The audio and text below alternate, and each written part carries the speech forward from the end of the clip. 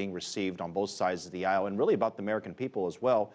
Joining us with a breakdown of the issues is Joseph Minarik, Senior Vice President, Director of Research for the Committee of Economic Development, who is also a former Chief Economist for the Clinton administration, and somewhat similar. Bruce Macdonald, a Senior Director for the Non-Proliferation of Arms Control Project with the Center of Conflict Analysis and Prevention, also previously working at the White House. Gentlemen, welcome. I don't even know where to begin here because a lot of people are talking about over the last couple of hours. This isn't new information that the deal had been done late last night. They announced it early this morning. The vote just took place from the Senate. We're waiting for the House. I guess the question is, does this deal work? Does it solve the problem that we've been fighting about for the last few weeks? Joe? Well, we've successfully kicked the can down the road.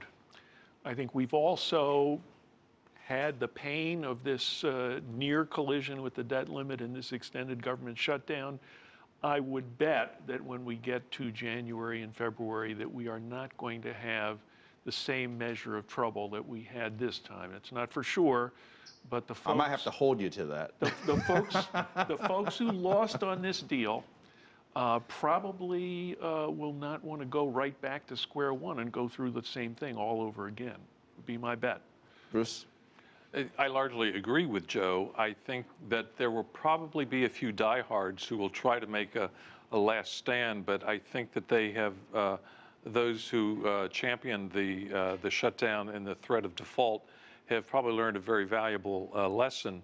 And but again, to emphasize what's the lesson? What's the lesson they learned? I think the lesson that the kind of scorched earth tactics not only did not work, but they had serious negative repercussions, both politically and at a party level, and also for their individual perspectives as well. The polls, though, I mean, we're talking about the Republicans, basically, but the polls show that both the White House saw their approval ratings decline, and also the Republicans as well. It was just the Republicans saw a sharper decline than the White House. I mean, there are no winners here. Both are losers. I think that's correct, and but I think the larger losers were those who championed the shutdown. But again, as Joe said, we've kicked the can down the road. We have not solved the problem, and there still, I'm sure, will be some fireworks down the road a little bit. As an economist, you know that the markets, Wall Street, Main Street, the little guy, the big guy, everybody wants stability and certainty in the process. We don't have that right now. When they come to the negotiating table next month into December, what's on the table to be negotiated? There's going to be an appropriations level. We had a government shutdown now that was not over the amount of appropriations. The amount of money that the government is going to spend. So the appropriations bills were a hostage to another discussion. We will probably be talking more directly about the amount of appropriations. The Congress will discuss the possibility of taking some of the reductions in those appropriated programs, which many people argue were excessive, and replacing them with cuts in other parts of the budget, most notably entitlement spending. Democrats are going to want a tax increase to help to reduce those spending reductions so that you can have the same deficit but more spending. That's going to be a tough row to hoe. Bruce, you've been in this political business long enough to know that why I would be skeptical that there would even be a deal. The two sides hate each other. It's not a complicated term. Well, how do you negotiate with somebody who you dislike this much? Well, I think that there are varying levels of dislike. Certainly politically, it's very intense. And in some cases, it does get down to the personal level. But ultimately, in the imperfect way, these are elected officials, and they're trying to represent the views of the people they represent back home. And there's been a delicate dance that they've had to go through because they are concerned on the Republican side, if they appear to be too moderate, they could be challenged in a primary by someone a lot more conservative.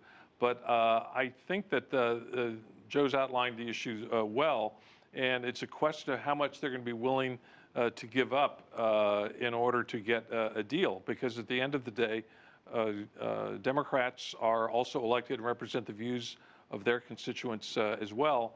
And there's going to be a lot of pressure to come to some kind of a deal. And really, in a way, refighting battles we've been fighting now for a while on taxes and spending. When you guys were working with the White House, Back then it was President Clinton. He also had a Republican Congress at that time as well. And there was a lot of talk of we didn't like him and they didn't like us and all this other stuff, but they managed to work it out. Why is it that this president, this Congress seem to have so much trouble coming to agree on even what time of the day it is? Well, this time, given the issue of do we have Obamacare grow and prosper or do we kill it in the cradle?